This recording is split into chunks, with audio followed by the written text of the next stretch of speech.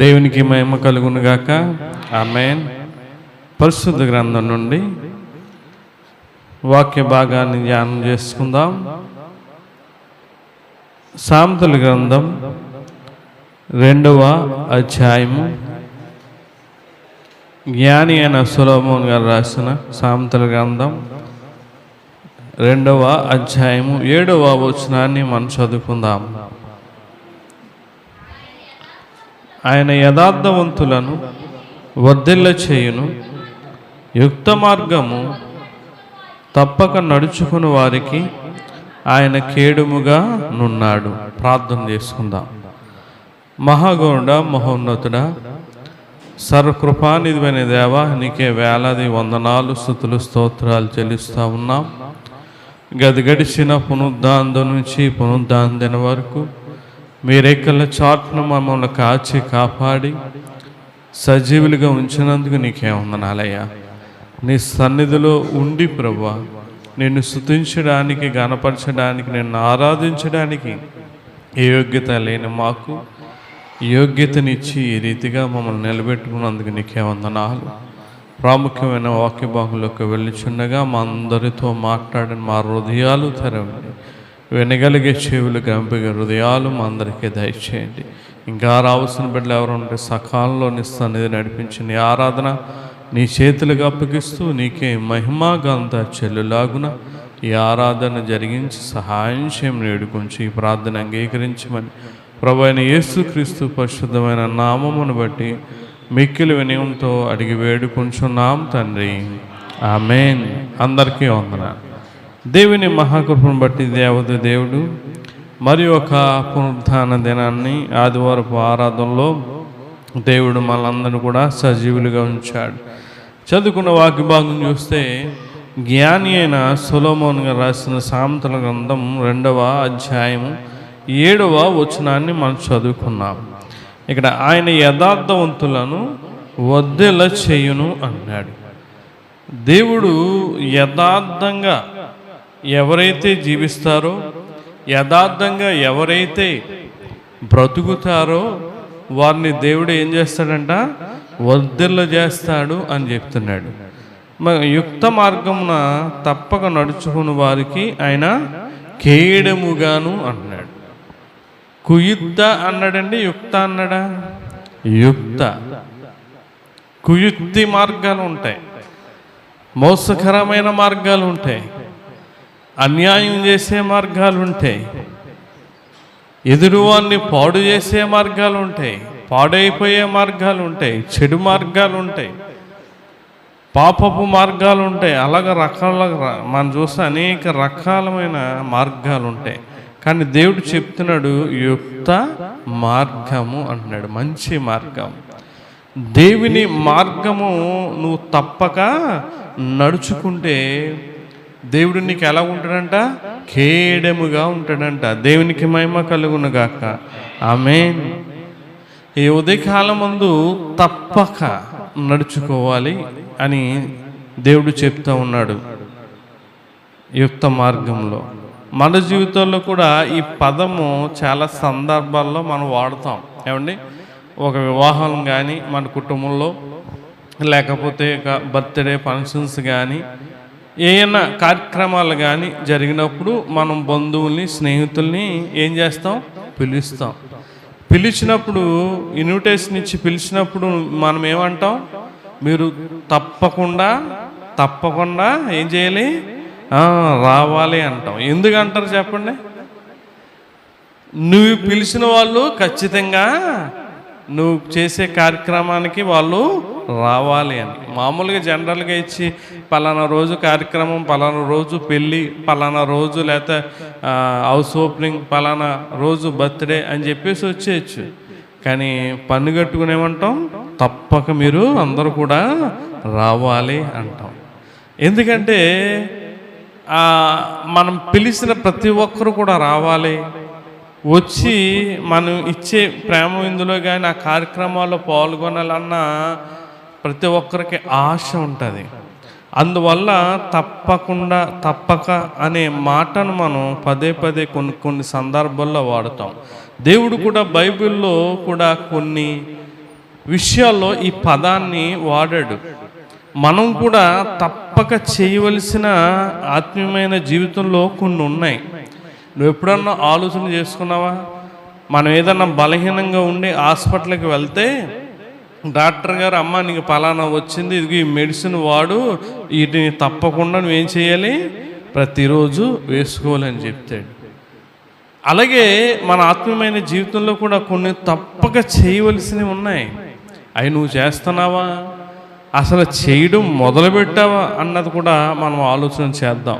ఇక్కడ చూడండి, మొదటిగా మనం తప్పక దేవునిలో చేయవలసింది ఏంటంటే, ప్రతి ఒక్కరూ కూడా క్రైస్తవులు అనేవారు ప్రతి ఒక్కరు చేయవలసింది ఏంటంటే, చూడండి 141వ కీర్తన చూడండి. ఇక్కడ కీర్తనకారుడు చెప్తా ఉన్నాడు, ప్రతి ఒక్కరూ కూడా తప్పక ప్రార్థన అనేది చెయ్యాలి. చూడండి 141వ కీర్తన 5వ వచనం మనం చదివితే, నీతిమంతులు నన్ను కొట్టుట నాకు ఉపకారము, వారు నన్ను గద్దించుట నాకు తైలాభిషేకము, నేను అట్టి అభిషేకమును త్రోసివేయకుందునుగాక, వారు దుష్టక్రియలను చూచియు నేను తప్పక ప్రార్థన చేయుచున్నాను. దేవునికి మహిమ కలుగునుగాక. నీవు ఇక్కడ దావీదు చెప్తా ఉన్నాడు, ఎవరైతే వారిని ఆయన్ని పాడు చేయాలనుకుంటున్నారో, ఎవరైతే ఆయన కొట్టాలనుకుంటున్నారో, ఎవరైతే ఆయన్ని పాడు చేయాలనుకుంటున్నారో, వారు చేసే దుష్క్రియలను చూసి ఏం చేస్తున్నాడంట, తప్పక వారి కొరకు ప్రార్థన చేస్తూ ఉన్నాడు. ఈ రోజున నీ తమ్ముడు కావచ్చు, నీ అన్నయ్య కావచ్చు, నీ అక్క కావచ్చు, నీ చెల్లి కావచ్చు, నీ బంధువులు కావచ్చు, నీ స్నేహితులు కావచ్చు, ఎవరైనా సరే వారు చేసే క్రియలు, దుష్క్రియలు, పాపపు క్రియలు, చెడు క్రియలు కలిగి వారు జీవిస్తూ ఉంటే నువ్వు చేయవలసింది పని ఏంటమ్మా? మొదట తప్పక ప్రార్థన చేయాలి వారి కోసం. అయ్యో నా భార్య నా మాట వినట్లేదు, నా భర్త చెడిపోతున్నాడు, నా కుమార్తె నా మాట వినట్లేదు, చెడిపోతుంది, నా కుమారుడు నా మాట వినట్లేదు, పాడైపోతున్నాడు అని చెప్తా ఉంటావు తప్ప వారి కొరకు నువ్వు తప్పక ప్రార్థన చెయ్యు. చేస్తే దేవుడు ఖచ్చితంగా వారిని పట్టుకుంటాడండి. ఇక్కడ ఆలోచన చేస్తే దావీదు గారు ఎంత మంచి మనస్సాక్షి కలిగి ఉన్నాడు, ఎంత మంచి వ్యక్తో. ఆయన్ని కొడుతుంటే, ఆయన్ని తిడుతుంటే, ఆయన్ని హింసిస్తుంటే వారి కొరకు ఈయన ఏం చేస్తున్నాడు, ప్రార్థన చేస్తున్నాడు. మనం అలా చేస్తామా? సేవకుడు గద్దిస్తే చచ్చి మానేస్తాం అంతే. సేవకుడు ఏదన్నా తిడితే మందిరం మానేస్తాం, దేవునికి దూరం అయిపోతాం. ఇక్కడ దావీదు గారు చూడండి, ఆయన కొడుతున్నారు, ఆయన హింసిస్తున్నాడు, ఆయన బాధ పెడుతున్నాడు, అయినా సరే వారు చేసే దుష్క్రియలు దేవుని బిడ్డలు ఎలా చేయకూడదు, వీరి గురించి నేను ప్రార్థన చేయాలి, వీరు పాడైపోతున్నారు, నాశనం అయిపోతున్నారు, నశించిపోతున్నారు అని చెప్పి ఆయన వారి కొరకు ఏం చేస్తున్నాడు, ప్రార్థన చేస్తున్నాడు. ఈరోజు ఇక్కడ ఉన్న వారందరూ కూడా నీ బంధువుల కోసం, నీ స్నేహితుల కోసం, నీ తోడబుట్టుల కోసం, నీ ఇరుగు పొరుగు వారి కోసం నువ్వు ప్రార్థన చేస్తే వారందరూ కూడా దేవుణ్ణి తెలుసుకునే రక్షణ పొందుదురు. దేవునికి మహిమ కలుగునుగాక. ఆమేన్. ఈ రోజున ప్రార్థన చేయట్లేదండి. స్వార్థపరులైపోయారు. స్వార్థపరులు. నా కుటుంబం బాగుంటే చాలు, నేను బాగుంటే చాలు, ఎవడు ఎలా పోతే నాకేంటి, నా తమ్ముడు ఒక కుటుంబం అయిపోయాడు, నా అన్న ఒక కుటుంబం అయిపోయాడు, ఎవరి కాళ్ళు కుటుంబాలు వేరైపోయారు కదా, ఇంక వారి గురించి నేను ఎందుకు ప్రార్థన చేయడం అని నువ్వు అనుకోవచ్చు. సేవ ప్రారంభం నుంచి కూడా మా తల్లిదండ్రులు వారి బంధువుల గురించి ప్రార్థన చేస్తారండి. మొన్న కూడా గురువారం కృతజ్ఞత కూటికి పెట్టుకుని పిలిచినప్పుడు మరి మేము వెళ్ళాం. రాజమండ్రిలో మా మేరేంటి వాళ్ళ కుమార్తె, తన కుమారుడికి చాలా ప్రమాదకరమైనది మరి ప్రమాదం జరిగింది, యాక్సిడెంట్. అప్పుడు జరిగినప్పుడు దాని సందర్భంలో మరి దేవుడు స్వస్థపరిచినప్పుడు మరి మమ్మల్ని పిలిచినప్పుడు మరి దైవజనులు వెళ్ళి అది మరి అక్కడ వాక్యం చెప్పడం జరిగింది. ప్రియులు చూడండి, నీ బంధువుల కోసం, నీ తోడబుట్టిన వాళ్ళ కోసం వారు చేసే క్రియలు చూడు, మంచి క్రియలు అయితే పర్లే, వారు పాపంలో, చెడుతనంలో, లోకంలో క్రియలు కలిగి వారు జీవిస్తే నువ్వు వారి కోసం ఏం చేయాలి? తప్పక ప్రార్థన చేయాలి. మనం ఆలోచన చేస్తే అబ్రహాం గురించి, అబ్రహాం గారు ఏ ప్రాంతం వెళ్ళినా, ఏ దేశం వెళ్ళినా, ఏ చోటుకి వెళ్ళినా మొట్టమొదట ఆయన బలిపీఠం కట్టి ఏం చేసేవాడు? ఆయన ప్రార్థన చేసేవాడు. అలాగే సొదొమ గొమొర్రాను నాశనం చేస్తూ ఉంటే ఆ విషయం తెలిసిన అబ్రహాం ఏం చేశాడండి? లోతు కుటుంబం కొరకు ప్రార్థన చేశాడు. దేవుని సన్నిధికి వెళ్ళి ప్రార్థన చేశాడు. చూడండి, ఆదికాండం 18వ అధ్యాయము, ఆదికాండం 18వ అధ్యాయము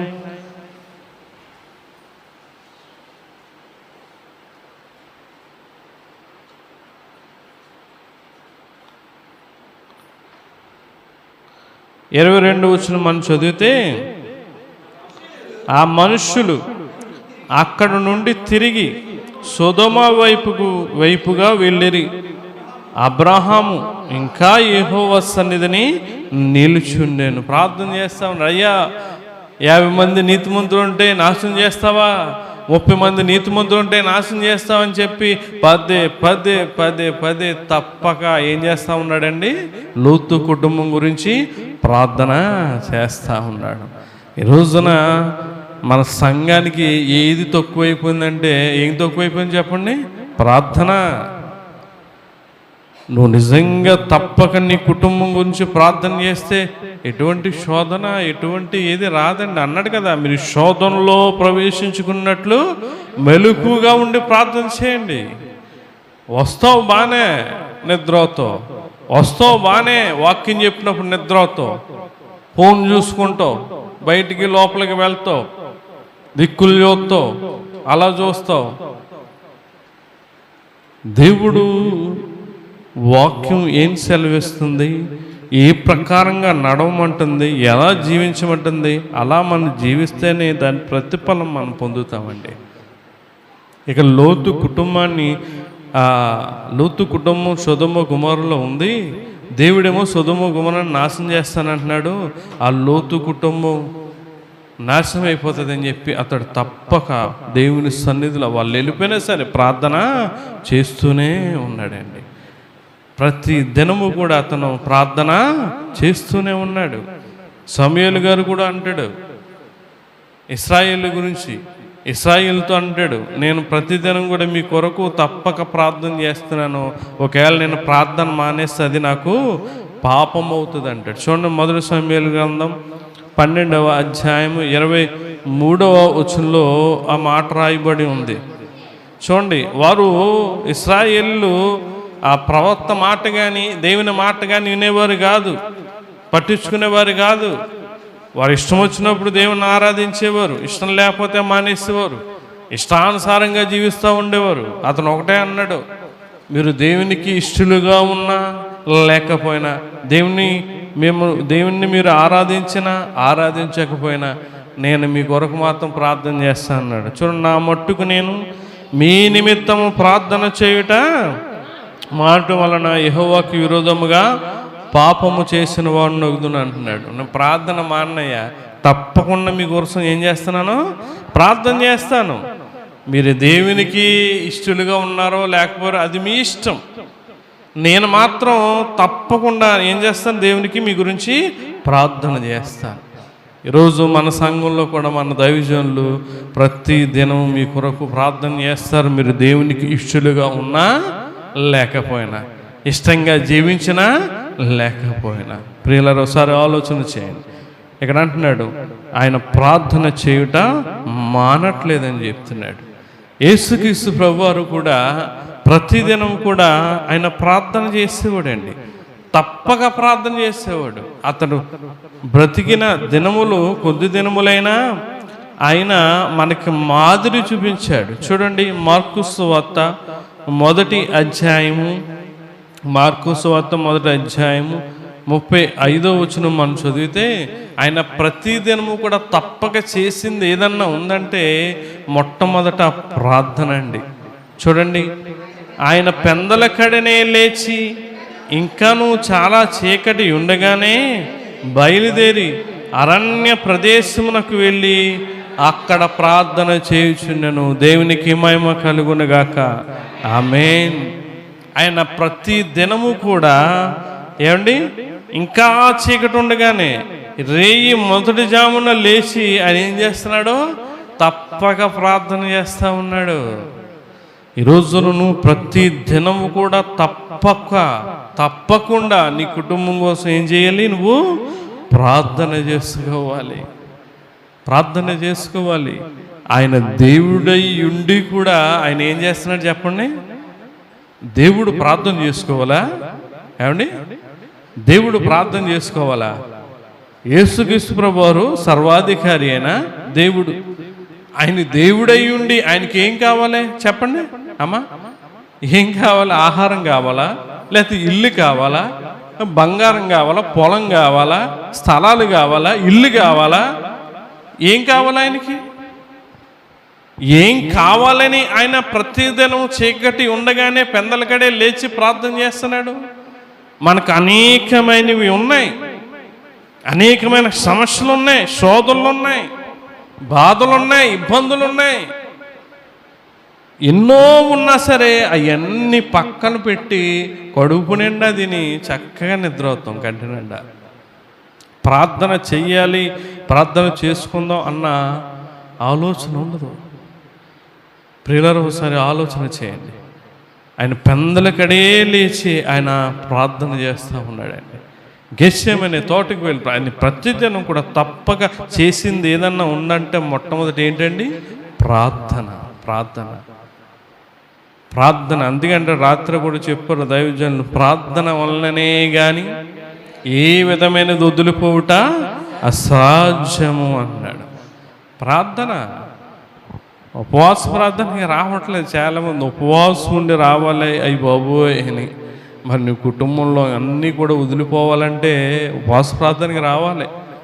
ఇందాక అంటున్నాం కదా, ప్రార్థన వల్లనే కానీ ఈ విధమైనది వదిలిపోవాలి. ఏదైనా సరే మన కుటుంబంలో ఏమవ్వాలి? వదిలిపోవాలంటే నువ్వు ఎక్కడ ఉండాలి? దేవుని సన్నిధిలో ఉండాలి. దేవుని సన్నిధిలో నువ్వు ప్రార్థన చేసుకోవాలి. ఒక అన్యుడైన కొర్నేలి ఏం చేస్తున్నాడు తెలుసా? ఒక అన్యుడు, దేవుని వాక్యం తెలీదు, ఏమీ తెలీదు, కానీ ఆయన ఎల్లప్పుడూ తప్పక ప్రతిదినం చేసేది ఏంటో తెలుసా? ప్రార్థన అండి. చూడండి, అపొస్తలుల కార్యాలు 10వ అధ్యాయము 1-2 వచనాలు మనం చదువుకుంటే ఇక్కడ ఏమంటున్నాడు చూడండి.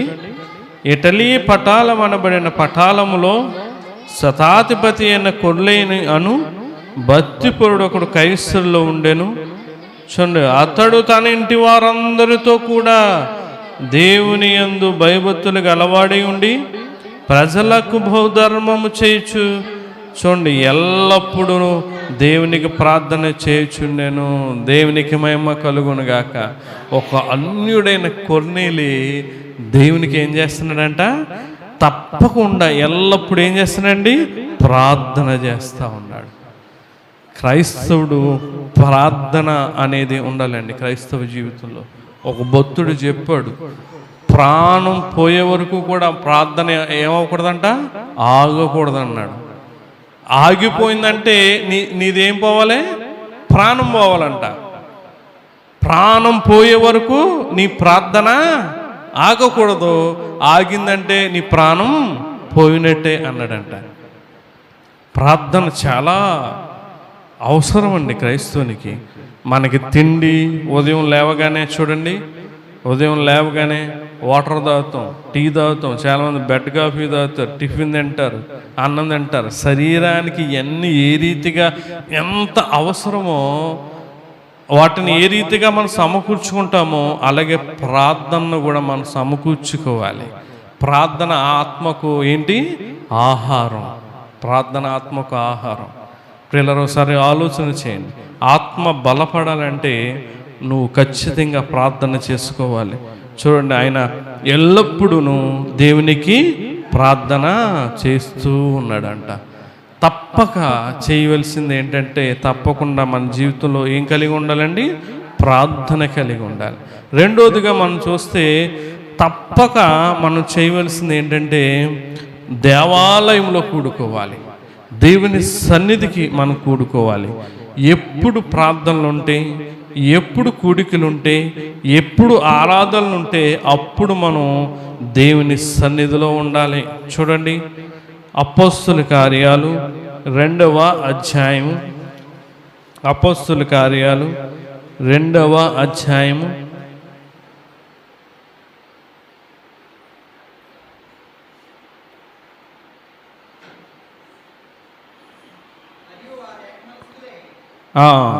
46 వచనం చూడండి. మరియు వారేక మనస్కులై, చూడండి, ప్రతిదినము దేవాలయంలో తప్పక కూడుకొనుచు, ఇంటింట రొట్టె విరుచుచు, దేవుని స్తుతించుచు, ప్రజలందరి వలన దయ పొందిన వారే. దేవునికి మహిమ కలుగును గాక. ఆమేన్. రెండవదిగా తప్పక చేయవలసిన పని ఏంటి? మనం చెప్పనమ్మా, దేవుని సన్నిధికి రావడం, దేవుని సన్నిధిలో కూడుకోవడం. ప్రతిదినం పనికి వెళ్తారా అండి బేబీ గారు? ఆదివారం తప్ప ప్రతిదినం పనికి వెళ్తారు? తప్పకుండా వెళ్తారా? తప్పకుండా డ్యూటీలకు వెళ్తారు, తప్పకుండా కూలి పనికి వెళ్తారు, తప్పకుండా ఉద్యోగానికి వెళ్తారు, తప్పకుండా దేనికైనా సరే వెళ్తాం. కానీ దేవుని విషయంలో తప్పకుండా రెండోదిగా ఏం చేయాలి? దేవాలయంలో కూడుకోవాలి ప్రతి ఒక్కరు కూడా. అదే చెప్తున్నాడు ఆయన 2వ అధ్యాయం 46 వచనంలో. మంచి వారు ఏక మనస్కులై ప్రతిదినము దేవాలయంలో. అబ్బా, వాళ్ళు ఏం చేశారంట అపోస్తులు? ప్రతిదినము కూడా ఎక్కడ కూడుకునేవారంట? నువ్వు ప్రతిదినం లేదు కదా మనకి. ఆదివారం ఉంది, రావు, చాలామంది రాలేదు. బుధవారం ఉంది, రావు. అది పెద్ద ఇంపార్టెంట్ కాదు, నీకు నువ్వే నేర్చుకుంటావు. ఏంటో మరి దేవుడు ఏమైనా చెప్పాడు ఏంటి? కల్లో దర్శనమిచ్చి, ఏమండి బుధవారం అవసరం లేదు, గురువారం అవసరం లేదు, శుక్రవారం అవసరం లేదు, శనివారం అసలే అవసరం లేదు. ఎందుకంటే అదేంటి? ఉపవాస ప్రార్థన. ఉపవాసం ఉండి ప్రార్థన చేసుకోవాలి. ఏదన్నా ఇబ్బంది అయితే, ఏదన్నా కష్టం అయితే ఎక్కడికెక్కడికో పరిగెడుతున్నాం మనం. నువ్వు దేవుని సన్నిధిలో కూడుకోకపోతే మన ఇబ్బందులు అవన్నీ కూడా ఎట్లా పోతాయండి? దేవుని సన్నిధిలో ఆశీర్వాదం ఉంటుంది. దావీదు గారు ఏమంటారు తెలుసా? నిత్యము నీ సన్నిధిలో ఉండినట్టు నా కుటుంబాన్ని ఆశీర్వదించు అంటాడు ఆయన. నిత్యము ఆయనకి ఏం తక్కువ లేదండి. ఆయన రాజు, అనేక మంది భార్యలు ఉన్నారు, బిడ్డలు ఉన్నారు, సంపద ఉంది, అధికారం ఉంది, అన్నీ ఉన్నాయి. అయినా సరే ఏం కావాలి ఆయనకి? ఆశీర్వాదం కావాలి. ఆ ఆశీర్వాదం ఎక్కడుంది? దేవుని సన్నిధిలో ఉంది. అందుకే దేవుడు కూడా పరిశుద్ధతనాన్ని ఆస్వాదించాడు అంటాడు తెలుసా? చూడండి, నిర్గమాకాండం 20వ అధ్యాయంలో మనం చూస్తే, నిర్గమాకాండం 20వ అధ్యాయము 11వ వచనం చివర మనం చదివితే, 7వ దినమున విశ్రమించెను దేవుడు, విశ్రమించి అందుచేత యెహోవా విశ్రాంతి దినమును ఆశీర్వదించి దాన్ని పరిశుద్ధపరిచెను. దేవునికి మహిమ కలుగును గాక. విశ్రాంతి దినాన్ని, ఆదివారాన్ని దేవుడు ఏం చేశాడంట? ఆశీర్వదించాడు. ఇక్కడ అపోస్తులు దేవుని సన్నిధిలో తప్పక కూడుకోవడానికి కారణం ఏంటి చెప్పండి? దేవుని ఆశీర్వాదం పొందుకోవడానికి. ఈరోజు కూడా మనము దేవుని ఆశీర్వాదం పొందుకోవాలంటే ఏం చేయాలి? తప్పక ఎప్పుడు ప్రార్థన ఉంటే అప్పుడు నువ్వు దేవుని సన్నిధిలో కూడుకోవాలి. ఇక్కడ ఒక మాట ఉంది, అందరూ కూడా ఎప్పుడు కూడుకోగలరంటే మొదట ఉంది అక్కడ, వారు ఏక, చెప్పండి చదువమ్మది ఏమనుంది? ఏక మనస్కులై. ఏ మనసు అంట? అంటే ఏంటి అర్థం? ఒక్కటే మనస్సు. ఎవరు ఏం చెప్పినా దానికి అలాగే చేద్దాం, అలాగే చేద్దాం. దేవునికి కదా, వెనకాడకూడదు, అలాగే చేద్దాం, అలాగే చేద్దాం. ఏక మనస్కులై, సంఘమంతా కూడా ఏకముగా ఉండాలి. ఏదన్నా చెప్పినప్పుడు వెనకలాకూడదు. ఎందుకంటే అది ఎవరి పని? అది దేవుని పని. అందుకే సహోదరులు ఐక్యత కలిగి నివసించుట ఎంత మేలు అన్నాడు. ఎవరు ఏక మనస్సు కలిగి ఉన్నారు కనుక తప్పక దేవాలయంలో ఏం చేశారు? వాళ్ళు కూడుకున్నారు. మరి ఎందుకు ఈ రోజున చాలామంది రాలేదు? ఎక్కడికి పోయారు? డ్యూటీలు పోయారా? పనులకు పోయారా? లేకపోతే దేనికి పోయారు? ఆలోచన చేయండి ప్రియులారా. ఇక్కడ పౌలు గారు చెప్తారు చూడండి, 2వ తెస్సలోనిక పత్రిక 2వ అధ్యాయము 2వ వచనం మనం చదివితే చూడండి, మీరు త్వరపడి చంచల మనస్కులు కాకుండా వలననియు బెదరకుండా వలననియు మన ప్రభు అయిన యేసుక్రీస్తు రాకడను బట్టి మనము ఆయన యొద్దకు కూడుకొనుటను బట్టి మిమ్మును వేడుకొనుచున్నాను. మనము ఆయన యొద్ద ఏం చేయాలంటమ్మా? కూడుకోవాలి. నువ్వు వస్తున్నావు, నువ్వు చుట్టూ ఉన్నవారు బయలుదేరు. నువ్వు పెందలాడే బయలుదేరి నీ చుట్టూ ఉన్న వాళ్ళకి ఫోన్ చేయలేకపోతున్నావు. నువ్వు వస్తున్నారా, ఆదివారం ఆరాధనకి వస్తున్నారా అని నువ్వు నీ చుట్టూ ఉన్నవారిని అడగాలి. నువ్వు లేకపోతే ముందు రోజన్నా అడగాలి. బాధ్యత తీసుకోవాలండి. ఏక మనసు అంటే అదే. ఎవరికి వాళ్ళు వచ్చేస్తారు. పోనీ సేవకుడు అమ్మ పలానా వాళ్ళు రాలేదంటే ఏముండి తెలియదండి, ఏమో ఊరెళ్ళారేమో ఉన్నారో లేరో అని అంటాం. అది సహోదరుని లక్షణం కాదు. అది ఈరోజు ఆరాధన అంటే రాత్రే నువ్వు సిద్ధపడాలి. ఎవరైతే నీ చుట్టుపక్కల ఉన్నారో కుటుంబాలు వాళ్ళు ఫోన్ చేసి పెందలాడ వెళ్ళిపోదాం, ఆరాధనకి పెందలాడ వెళ్ళిపోదాం అని చెప్పి వాడిని పురుకొల్పాలి. చెప్తున్నాడు ఆయన యొద్ద కూడుకొనుట బట్టి మిమ్మును వేడుకొనుచున్నాను. కూడుకోవాలండి. దేని కూడుకుంటాం చెప్పండి. మనం చెప్పండి. టీవీ సీరియల్ చూడడానికి చక్కగా కూడుకుంటాం. ఈరోజు సండే ఏదైనా స్పెషల్ మూవీ వేసాడనుకో చక్కగా కూడుకుంటాం. ఈదుల్లో ఆ బల్లల దగ్గర చక్కగా కూడుకుంటాం. ఆ బెల్ట్ షాప్ దగ్గర, ఆ మందుల షాప్ దగ్గర చక్కగా కూడుకుంటాం.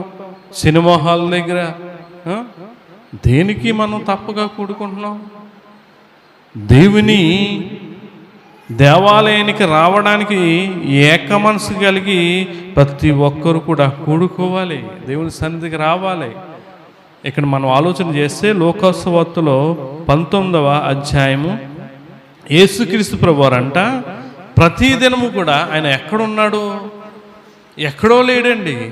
ఇక్కడ చూడండి, ఆయనే స్వయంగా చెప్తున్నాడు, నేను ప్రతిదినం ఎక్కడున్నానో, ఈదుల్లో తిరుగుతలేదు, ఎక్కడో కబుర్లు చెప్పుకోవట్లేదు, అక్కడెక్కడ లేను. నేను సరదాగా శిఖాలు చేయడానికి లేకపోతే రాజమండ్రిలో ఎక్కడికో తిరుగుతాకి నేను లేను.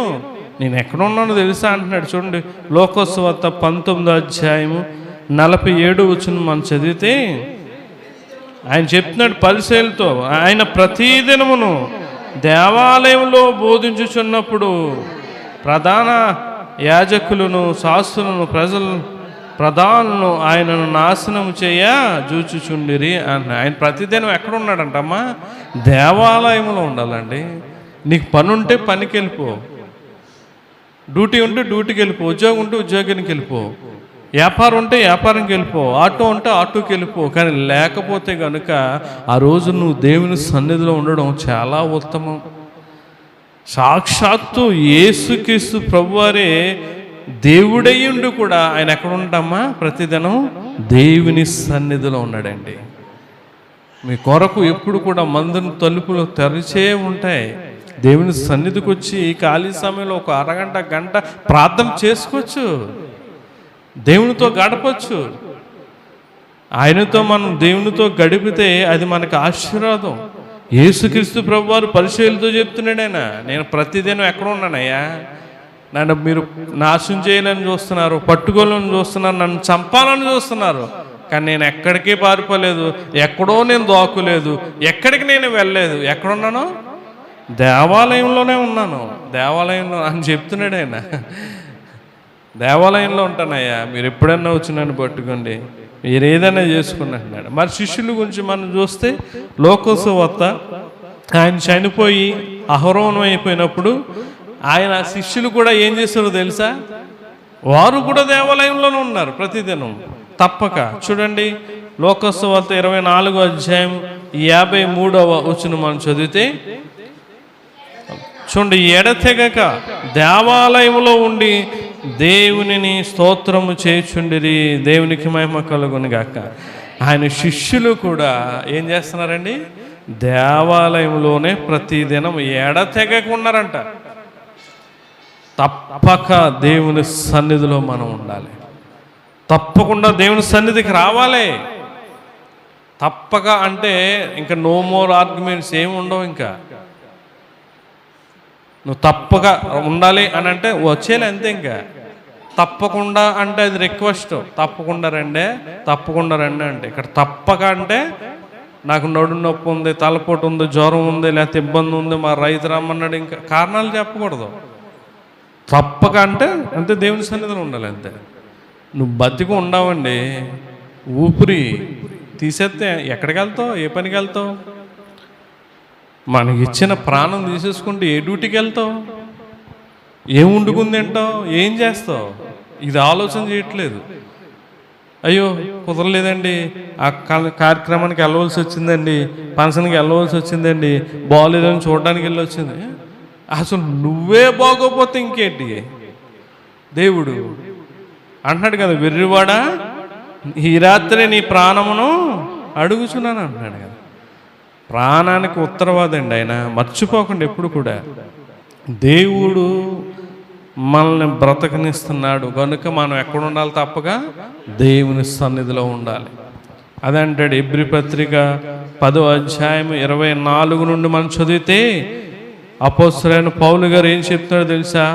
ఎబ్రీ పత్రిక చూడండి, కొందరు మానుకొనుచున్నట్టుగా మానేస్తున్నారు. మానేహారు కదా ఈరోజు చాలామంది. నువ్వు ఉన్న చాలామంది ఆయా ప్రాంతాల నుంచి మానేస్తారు. కొందరు మానుకొనుచున్నట్టుగా సమాజముగా కూడుట మానక, తప్పకూడదు, తప్పగా దేవుని సన్నిధికి రావాలి. ఒకరినొకడు హెచ్చరించుచు ఆ దినము సమీపించుట మీరు చూచున్న కొలది మరి ఎక్కువగా అలాగూ చేయొచ్చు, ప్రేమ చూపుటకు, సత్కార్యములు చేయుటకు, ఒకరినొకడు పురుకొల్పుటకు ఆలోచింతుము అంటున్నాడు. కొందరు మానుకునిచున్నట్లుగా సమాజంగా కూడుట మానక, అంటే సమాజంగా అంటే దేవాలయంలో కూడుకొనుచు అని అర్థం.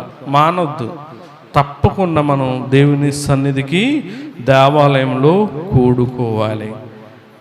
చివరిగా మూడోదిగా మనం చూస్తే, నీవు తప్పగా దేవుణ్ణి సేవించాలి. చూడండి, దానియేలు గ్రంథం 6వ అధ్యాయము, దానియేలు గ్రంథం 6వ అధ్యాయము చూడండి. ఇక్కడ దానియేలు గురించి మనం చూస్తే 6వ అధ్యాయం ఇక్కడ రాజు చెప్తా ఉంటాడు. 16వ వచనం మనం చదివితే ఇక్కడ ఏమంటున్నాడంటే చూడండి, ఇక్కడ ఒక శాసనాన్ని ఆయన రాయిస్తాడు కదా. ఏంటంటే 30 దినములు ఎవరు కూడా ఈ దేవునికి ప్రార్థన చేయకూడదు అని చెప్పి, రాజునైనా నాకే చెప్పాలని. అయితే దానియేలు మాత్రం యథావిధిగా దాని దేవునికి ప్రార్థన చేసుకుంటాడు. ఆ విషయం తెలిసిన అధికారులు అందరూ కూడా, పెద్దలందరూ కూడా దానియేలు మీద నింద, తప్పు ఇవన్నీ కూడా మోపుతారు. అప్పుడు ఇక్కడ మనం ఆలోచన చేస్తే ఇక్కడ అంటున్నాడు, రాజు అంటున్నాడు, అంతటా రాజు ఆజ్ఞయ్యక బంట్రోదులు దానియేలును పట్టుకొని పోయి సింహము గుహలో పడదోయేగా రాజు అంటున్నాడు. చూడండి, అంటే అప్పటికి అయిపోయింది. నువ్వు ఎలా చేసావేంటంటే దానియేలు, నువ్వు మంచోడు, నీ గురించి నాకు తెలుసు కానీ ఇంకొక అవకాశం ఇస్తాను, నువ్వు ప్రార్థన చేయడం మానే అంటాడు. లేదు నేను ప్రార్థన చేయడం మానంటాడు ఆయన, మానంటాడు. అయితే అప్పుడు దేవుడు రాజుకి కోపం వచ్చేసి సింహాల గుహలో పాడేయమంటాడు. పాడేసాక రాజు చెప్తూ ఉన్నాడు, ఏమన్నా తెలుసా? చూడండి, నీవు అనుదినము తప్పక సేవించుచున్న నీ దేవుడే నిన్ను రక్షించునని దానియేలుతో చెప్పాను. దేవునికి మహిమ కలుగును గాక. ఆమేన్. నీవు అనుదినము తప్పక సేవించుచున్న దేవుడే నిన్నేం చేస్తాడంట? రక్షించును. నీవు అనుదినము దేవుణ్ణి సేవిస్తే నిన్ను, నీ కుటుంబాన్ని దేవుడు ఏం చేస్తాడండి? రక్షిస్తాడు, కాపాడతాడు. ఇక రాజుకి, ఒక అన్యుడైన రాజుకి అర్థమైంది దానియేలులో ఉన్న భక్తి. ఈ రోజున మన క్రైస్తవ కుటుంబాలను దేవుడు రక్షించకపోవడానికి, కాపాడపోవడానికి కారణం ఏంటి అంటే నువ్వు దేవుణ్ణి సేవించడం లేదు. దేవుణ్ణి సేవించడం లేదండి. ఆయన అంటున్నాడు, నీవు అనుదినము తప్పక సేవించుచున్నా నీ దేవుడు. తప్పక సేవిస్తున్నావయ్యా నువ్వు. రాజు ఆజ్ఞను కూడా పక్కన పెట్టి, ప్రాణాలు పోతాయన్నా కూడా పక్కన పెట్టి అనుదినము తప్పక నువ్వు సేవిస్తున్నావు నీ దేవుణ్ణి. నిన్ను కాపాడపోతే ఇంకెవరిని కాపాడతాడయ్యా దేవుడు? ఆ సాక్ష్యం మనం పొందుకోవాలండి. వీరిని కాకపోతే దేవుడు ఇంకేమన్నా ఆశీర్దిస్తాడండి? వీరిని కాకపోతే ఎవరిని దేవుడు దీవిస్తాడండి? వీరిని కాకపోతే ఎవరిని హెచ్చిస్తాడండి? ఎందుకంటే వీరు దేవుని యందు విశ్వాసం కలిగి ఉన్నారు, దేవుణ్ణి సేవిస్తున్నారు అని చెప్పాలి. అట్టి సాక్ష్యం మనం ఉన్న ప్రాంతాల్లో పొందుకోవాలి. మొదట్లో పాకుల్లో ఉన్నటప్పుడు చులకనగా చూసినా సేవకుని కుటుంబాన్ని దేవుడు చూశాడు. మనుషుల ద్వారా ఎన్ని మాట్లాడాలో అన్ని మాటలు కూడా అనిపించేసాడు. తర్వాత తగిన సమయంలో దేవుడు హెచ్చించాడండి. ఎందుకు హెచ్చించాడు? ఎందుకంటే అనుదినము కూడా వారు ఏం చేస్తున్నారు? దేవుణ్ణి సేవిస్తున్నారు. వారిని హెచ్చించకపోతే ఇంకేమన్నా హెచ్చిస్తారు. వారిని ఈ స్థితిలో ఉంచకపోతే ఇంకేమన్నా ఉంచుతారు.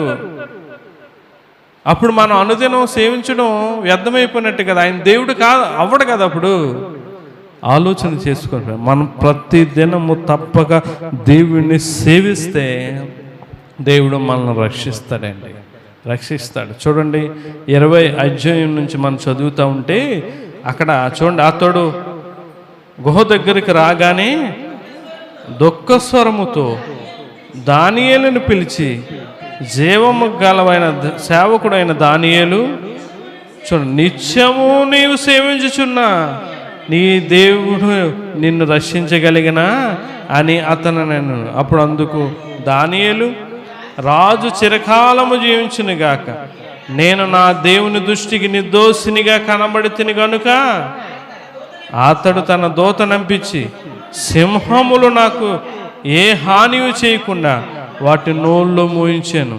రాజా, నీ దృష్టికి నేను నేరము చేసిన వాణ్ణి కాను కనుక అనెను. చూడండి, అప్పుడు రాజు ఇందును గూర్చి అతి సంతోషభరితుడై దానియేలును గుహలో నుండి బయటికి తీయడని ఆజ్ఞేయక బంటుతులు దానియేలును బయటికి తీసుకురాంటున్నాడు. అప్పుడు ఏమంటున్నాడండి? అతడు తన దేవుని యందు భక్తి గలవాడైనందున అతనికి ఏ హానియు కలుగలేదు. దేవునికి మహిమ కలుగునుగాక. మనకు కొన్ని శ్రమలు వస్తాయి. ఇక్కడ దానియేలుని ఎత్తి పాడేశారు గృహలో. శ్రమ అది, పాడేశారండి గృహ. శోధనే అది. ఆ రాత్రంతా తిండి లేదు, ఏమీ లేదు, కష్టమేది.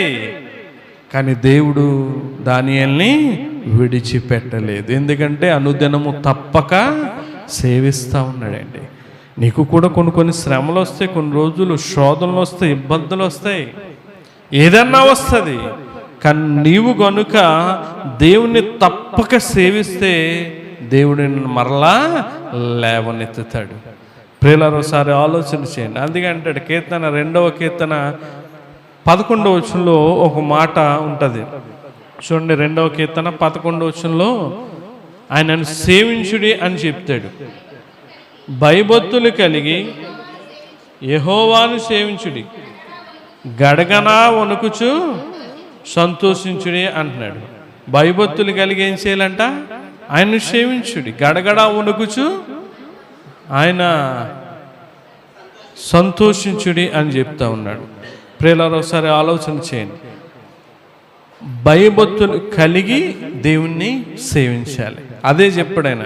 నీలో భక్తి ఉంది కనుక దేవుడు నిన్ను ఏం చేశాడు? ఏ హాని కలుగలేదన్నాడు. ఇక్కడ కీర్తనకారుడు కూడా అదే అంటాడు, భయభక్తులు కలిగి ఆయనను సేవించుడి అంటున్నాడు. ఇంకో విషయాన్ని మనం జ్ఞాపం చేసుకుంటే, షడ్రకు మేషకు అబేద్నెగోల గురించి మనం చూస్తే వారు కూడా దేవుణ్ణి సేవించారని ఇక్కడ వాక్యం సెలవిస్తుంది. చూడండి, దానియేలు గ్రంథం 3వ అధ్యాయము, చివరిగా చూడండి, దానియేలు గ్రంథం 3వ అధ్యాయము 16వ వచనం మనం చదివితే, ఇక్కడ 16, 17 వచనాలు చదువుదాం.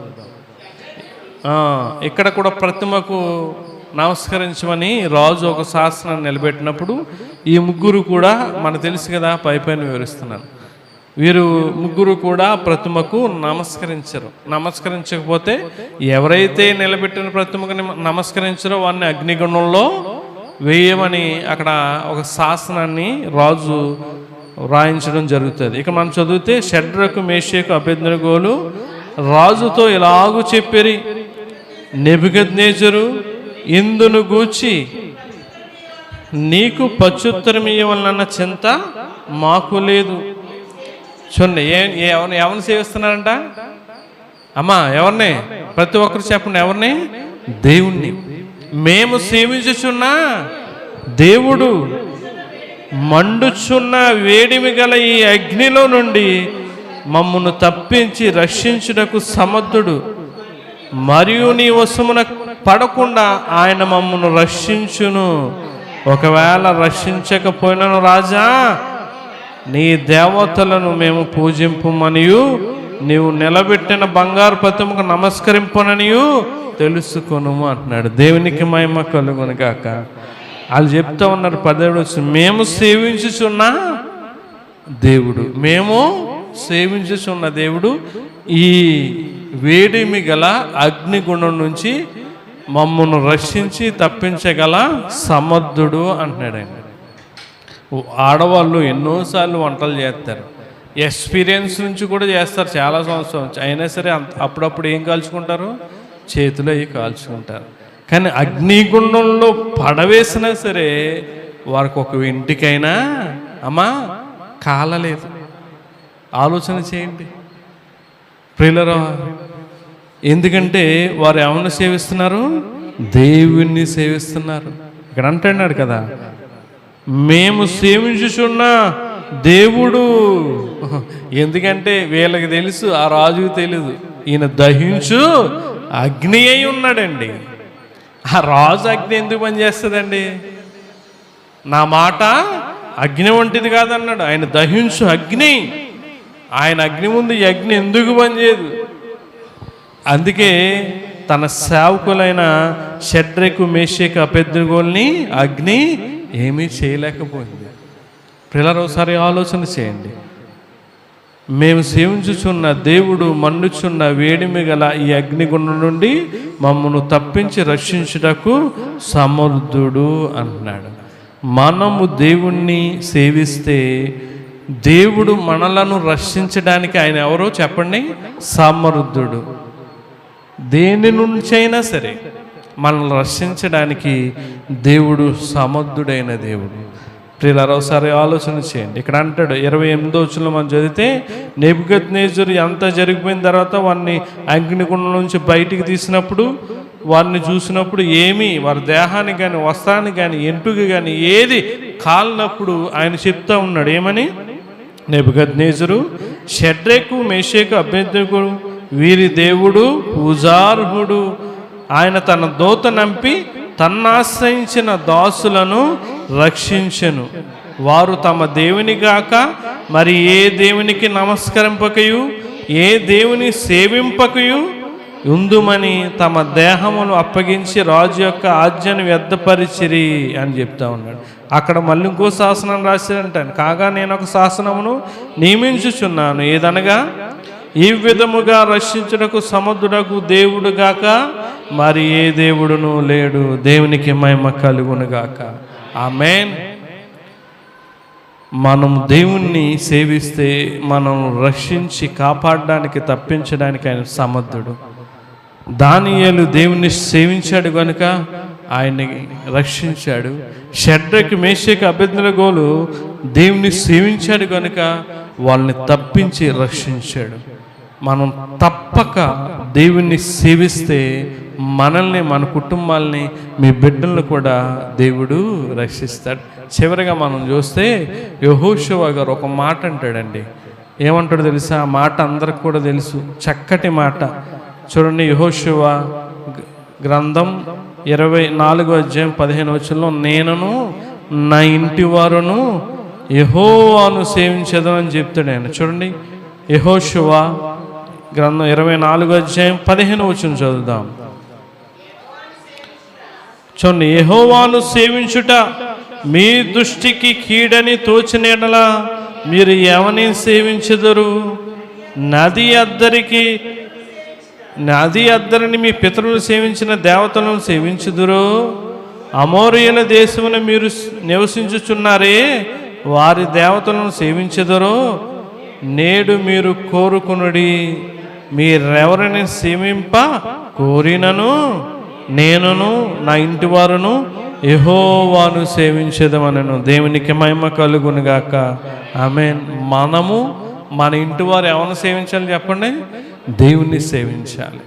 అలాగా సేవించారు కనుక దానియేలు, షడ్రక్, మేషక్, అబేద్నెగోలు వీరందరూ, యెహోషువ వీరందరూ కూడా తప్పించి రక్షించబడ్డారు. గుర్తుపెట్టుకుని పిల్లరా, పరిస్థితులు ఏమీ బాగోలేవు. మరలా కరోనా వచ్చింది. రాజమండ్రిలో 10 కేసులు ఎన్నో వచ్చినాయంట, పెరుగుతున్నాయంట. ఆ సంగతి మీకు తెలీదు పిల్లసారి. అస్సాము ఏమైపోయిందమ్మా? కొట్టుకుపోయింది. ఇప్పుడు కూడా తింటాకి కానీ మంచినీళ్ళు తాగుతాకి కానీ లేని దౌర్భాగ్యమైన స్థితిలో జీవిస్తున్నారు. అటువంటి పరిస్థితి మనకు రాదా? ఆనగట్టు కట్టేసాడండి ఎవరో, కాటన్ దొర గారు. అబ్బాయి రావండి అనుకుంటున్నాం ఏంటి? దేవుడు తలుచుకుంటే దేన్నైనా నాశనం చేస్తాడండి. చూస్తున్నాం, ఈ చుట్టూ జరిగే ప్రతీదీ మనం చూస్తున్నాం, కానీ నీకు చలనం అనేది ఉండట్లేదు అసలు. ఏమి అయ్యబాబోయ్, ఎటువంటి పరిస్థితి మనకు రాలేదు, మనం దేవునికి సన్నిహితంగా ఉందాం, ఇంకా భక్తిగా విశ్వాసం కలిగి ఉందాం అన్న ఆలోచన ఉండట్లేదు. పరిస్థితులు ఏమీ బాగుంటలేదండి. జాగ్రత్త ఆలోచన చేసుకో. బయట అన్నీ కూడా ఎలా ఉన్నాయి చూసారా? ఇప్పుడు ఈ వాతావరణం అసలు బాగుంటలేదు. ఈ పాటికి వర్షం పడి ఏమైపోవాలి, చల్లబడిపోవాలి. చూసావా ఎండలు ఎలా ఉన్నాయో? ఈ ఎండల వల్ల ఏమొచ్చేస్తున్నాయి? జ్వరాలు ఇవన్నీ వచ్చేస్తూ ఉన్నాయి. దేవుని ఉగ్రత అండి ఇదంతా కూడా. దీని నుంచి మనం తప్పించబడాలి, రక్షించబడాలంటే మనం తప్పక ఏం చేయాలి? దేవుణ్ణి సేవించాలి. మనం చదువుకున్నాం కదా, సామెతల గ్రంథం 2:7 యుక్త మార్గమున తప్పక నడుచుకుని వారికి ఆయన కేడెముగా ఉన్నాడు అంటున్నాడు.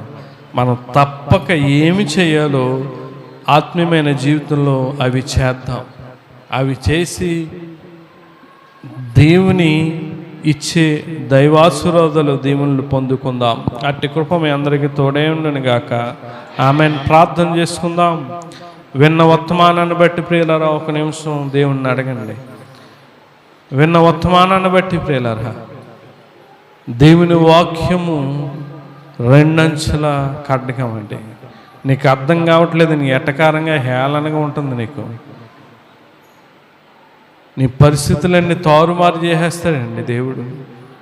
దేవుని వాక్యం చాలా శ్రద్ధగా వినాలి. దేవుని వాక్యం చాలా ఆసక్తితో వినాలి. దేవుడు ఏం చెప్తున్నాడో, ఏం పలుకుతున్నాడో ఆ ప్రతి మాట మనం విని ఆ ప్రకారంగా జీవిస్తేనే మనం దీవించబడతాం, ఆశీర్వదించబడతాం.